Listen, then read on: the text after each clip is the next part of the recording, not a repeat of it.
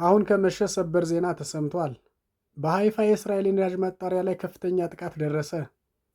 በሰሜናዊቷ የእስራኤል ከተማ ሃይፋ በሚገኘው የነዳጅ ማጣሪያ ግቢ ውስጥ በሚገኘው የኢንዱስትሪ ህንፃና የነዳጅ ጫኝ ተሽከርካሪ ላይ በሚሳኤል ፍንጣሪዎች ሳቢያ ከፍተኛ ጉዳት መድረሱን የእስራኤል የእሳትና አደጋ መከላከል አገልግሎት አስታውቋል።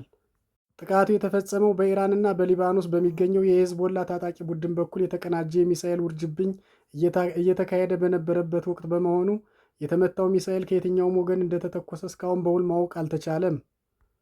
የእስራኤል የመከላከያ ሰራዊት የሚሳኤል መቃወሚያዎችን ጥቃቱን በአየር ላይ ለማክሸፍ ቢሞክርም ተመቶ የወደቀው የሚሳኤል ፍንጣሪ በነዳጅ ማጣሪያው ውስጥ በሚገኘው የቤንዚን ታንከር ላይ በማረፉ ከፍተኛ እሳት ተቀስቅሷል።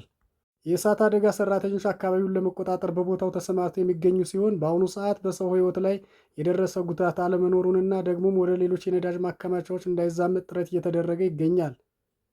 ይህ ጥቃት በመካከለኛው ምስራቅ ያለውን ቀውስ ወደ አዲስ ምዕራፍ ሊያሸጋግር እንደሚችል ተሰግቷል።